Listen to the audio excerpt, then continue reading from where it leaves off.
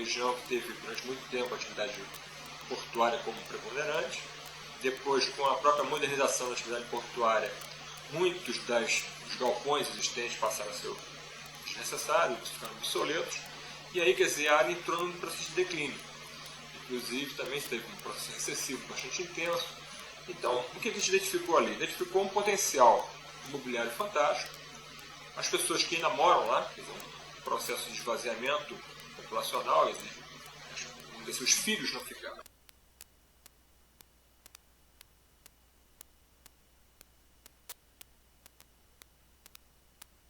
É um trabalho bastante complicado, não é simples, nem um pouco, até porque nós temos aí um patrimônio imobiliário enorme, mais de 1 milhão de metros quadrados de área a serem aproveitados. Então a gente precisa paulatinamente ir amadurecendo, consolidando, até porque esse processo tem que ser um processo muito, vamos dizer assim, cuidadoso.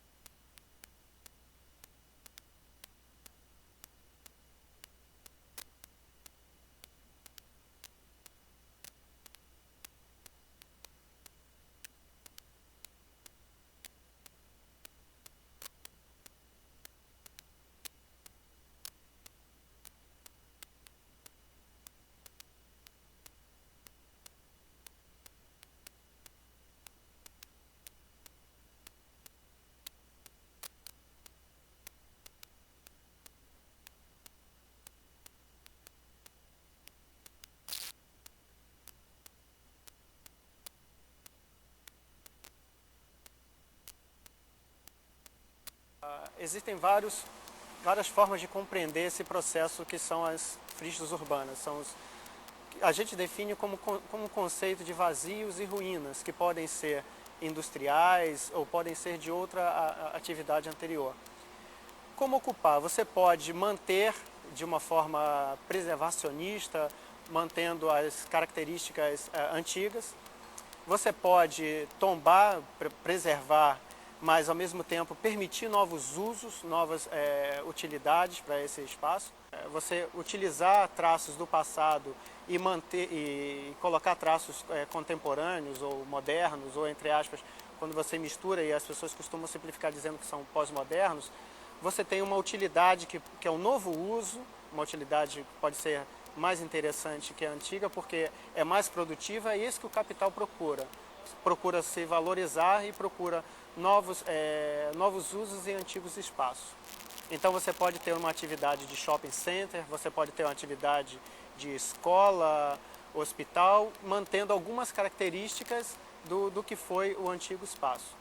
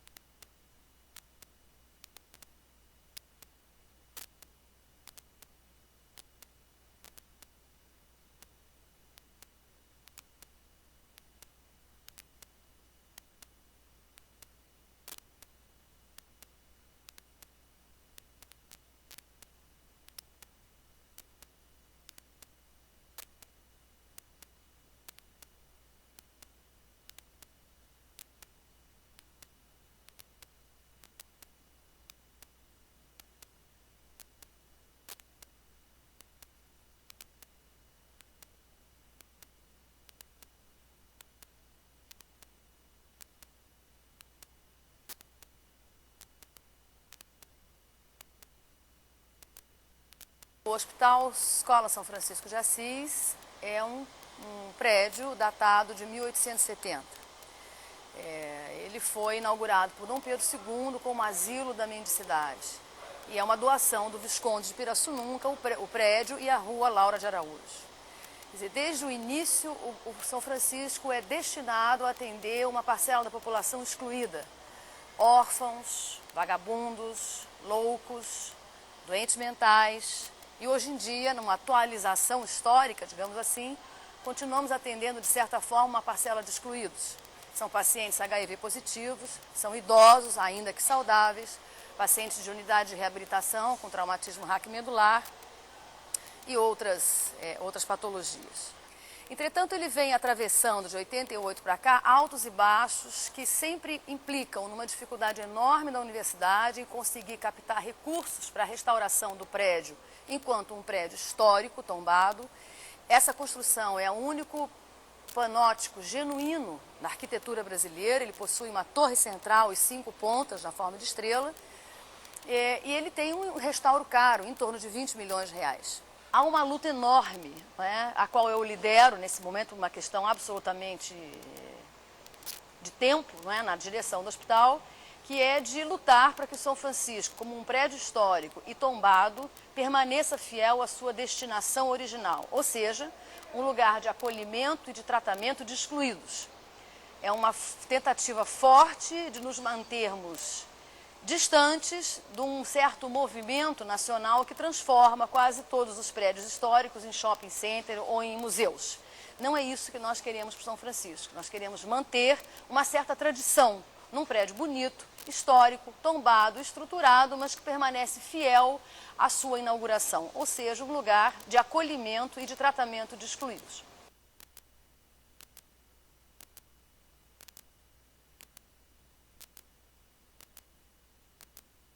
O início se deu há muito tempo, foi em 1981, portanto nós estamos falando hoje de 24 anos atrás.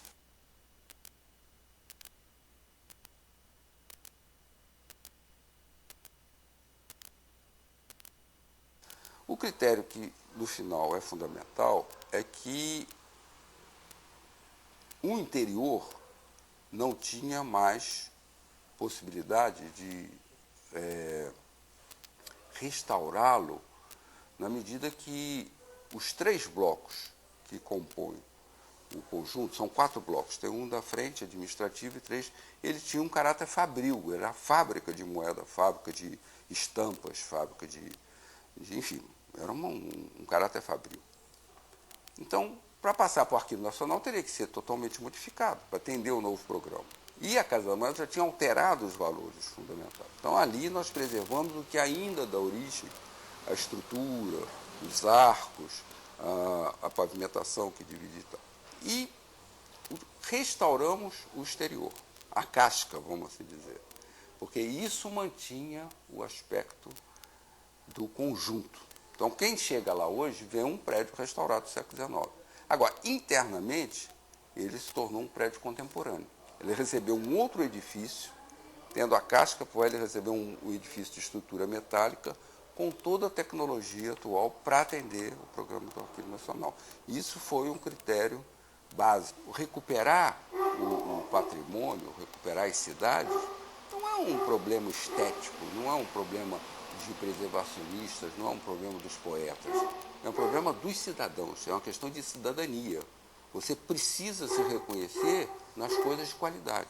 As pessoas têm uma relação, né, afetiva e uma relação de troca, como são as nossas vidas. Nós trocamos com os outros seres, como trocamos com nossos espaços. As pessoas têm uma troca. Se a cidade agride ela não tem por que estar tratando a cidade com flores e tapetes vermelhos. É muito difícil que a cidade e o cidadão evolua, né? Porque nós estamos num processo há muito tempo de destruição. Por ter sido capital da República, foi capital do Império, capital da República, mas principalmente a partir da República, que ela se industrializa e se torna a cidade mais importante do ponto de vista econômico do país, ela criou um acervo predial extraordinário.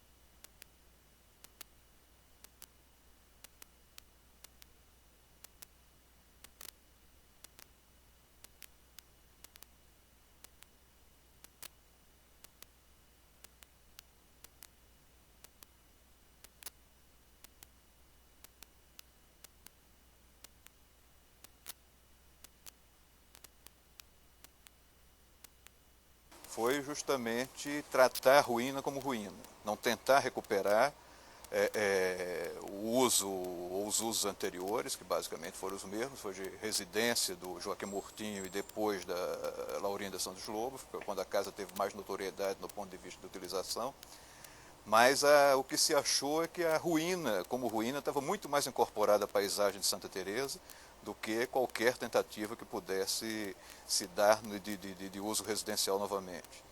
E eu acho interessante sempre nesses projetos de intervenção, aliás, muito mais nos de intervenção do que nos de restauro simplesmente, quando se pode trabalhar, de uma certa forma, o micro-urbanismo, no mínimo costurar esse projeto com o entorno, com a paisagem urbana, e no caso, basicamente, se trabalhou em duas escalas, como eu estava falando. Na escala do micro-urbanismo, foi na medida que procurou se costurar a ruína com o Museu da Chácara do Céu.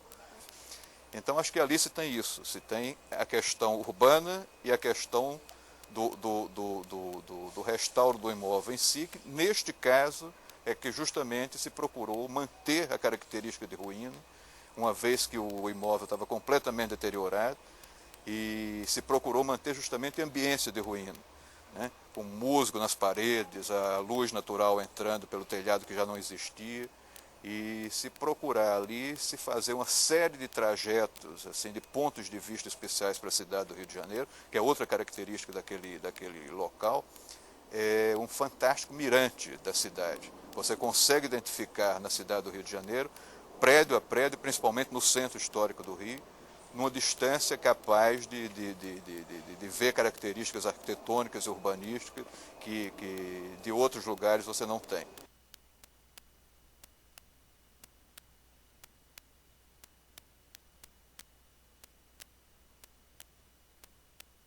Eu estava montando uma ideia e estava em busca de um lugar. E daí a gente tinha vários teatros na cidade, mas eu não queria aquele teatro acadêmico, aquele teatro onde na realidade você não tem arquitetura, você tem um espaço onde você arma uma cenografia. E para mim, minha ideia era algo que tinha a ver com, como é que eu vou dizer assim, quase com o inconsciente. Então não podia ser uma cenografia, para mim tinha que ser algo de fato, tinha que ser uma geografia. E daí a gente se deparou com o Ducina. O Teatro Ducina é um teatro que está abandonado há muito tempo. E como todo espaço abandonado, e um espaço abandonado que teve em si uma vivência, quer dizer, não é um espaço qualquer, ele é um espaço que ele teve um pensamento, ele tem uma arquitetura, e é uma arquitetura carregada de significados, e a própria destruição dele é carregada de significados, quer dizer, eu acho que uma ruína ela é meio o mesmo processo nosso de envelhecimento. Quer dizer, quando você vê uma pessoa envelhecida, você encontra nela uma história, você é capaz de decodificar uma história. Então aquilo tem um valor, ele é uma espécie de escultura, uma escultura do próprio tempo. Então, nesse sentido, as ruínas interessavam muito para mim, aquele espaço ele interessava para mim, cada rachadura ele dizia para mim uma coisa. Tinha uma série de informações reais, que não eram maquiadas, não eram cenografadas, elas eram de fato. Então eu fiquei muito encantada quando encontrei o Ducina. E daí é muito curioso a relação das pessoas, porque as pessoas entravam naquele lugar e tinham um respeito pelo espaço, quase como um respeito sacro. Era como se as pessoas estivessem entrando dentro de uma catedral, dentro de uma igreja. As pessoas entravam ali com respeito e as pessoas falavam, mas que lugar é esse? Eu nunca vi isso, como é que se descobriu isso? E isso nada mais era do que umas ruínas iluminadas. Então, eu acho que é o valor que tem o tempo, o valor que tem a escultura do tempo. E o valor que você tem quando você coloca dois tempos em diálogo, quer dizer, o tempo da atualidade, aquilo que de fato está acontecendo naquele lugar, dialogando com o tempo que é o tempo que vem de longe, que remete ao passado e que remete ao futuro. Então eu fiquei louca com aquele lugar, tanto que a prefeitura tem um projeto de fazer uma obra ali. E eu falo, gente, mas a obra que tem que ser feita ali, inclusive escrevi um documento, é uma obra técnica, assim, resolver o problema da elétrica, resolver o problema da hidráulica, mas não o do prédio, porque eu acho que mudar aquele prédio é você empobrecê-lo.